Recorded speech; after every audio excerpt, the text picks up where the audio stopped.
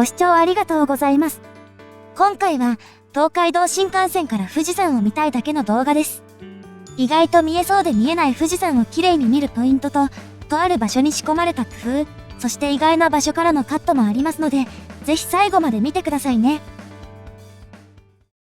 ここは東海道新幹線の品川駅です。東京駅から始めた方が収まりがいいのですが、諸事情によりここから乗ります。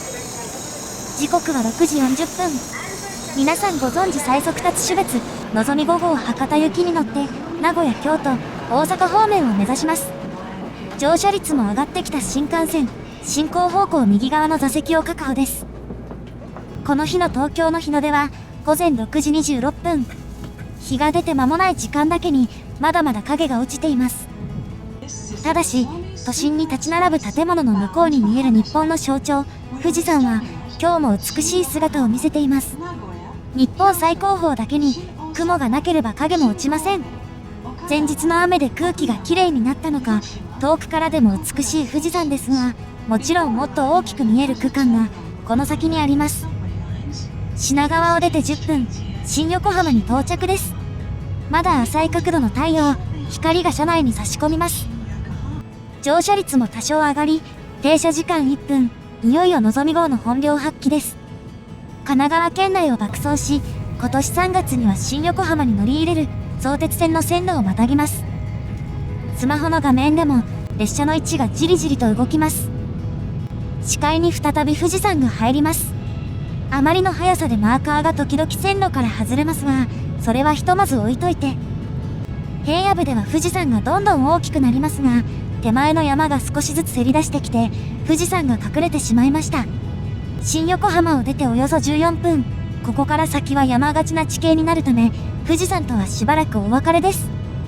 富士山が手前の山に隠れると、一駅目の小田原を通過。そのままトンネルに突撃です。その後、大部分がトンネルの区間が続きます。トンネルを走行中に速度が下がり、右カーブで車体がビリビリ振動すると、小田原から5分、新横浜を出て19分で、熱海を通過です。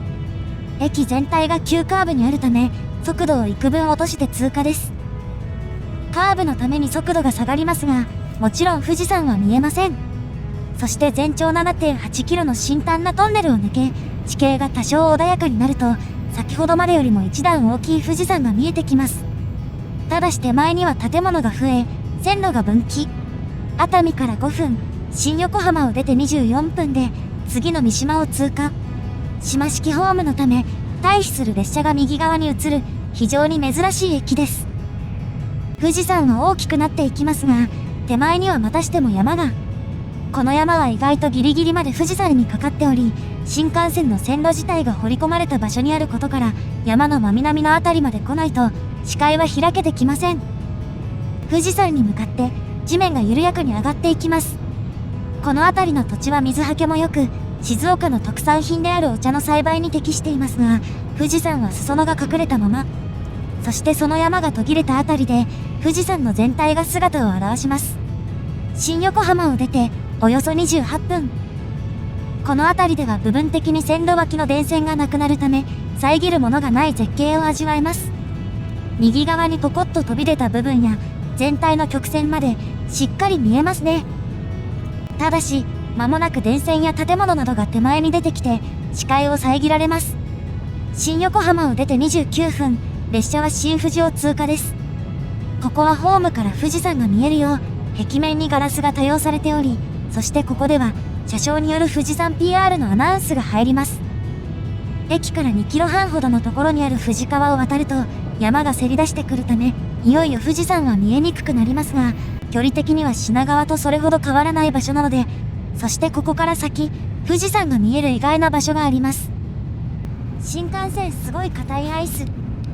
新横浜から37分、静岡を通過です。ビルも多いこの場所からは富士山も見えませんが、意外な場所とは、この先にあります。静岡駅の西を流れる安倍川を渡ると、線路は南北に向きを変えます。そして富士山は東側。そう、静岡を通過して1分程度。東海道新幹線では極めて珍しく、富士山が左側の窓から見えるのがこの場所です。そしてこの先、静岡県有数の大河川である大井川の手前や、有名な浜名湖でも、割と存在感のある感じに見えたりします。新富士駅のあたりを過ぎると意識しなくなりますが、富士山は結構離れた場所からも見えるものです。もうすぐ春休み。富士山が見える意外な場所、皆さんもぜひコメントしてくださいね。ご視聴ありがとうございました。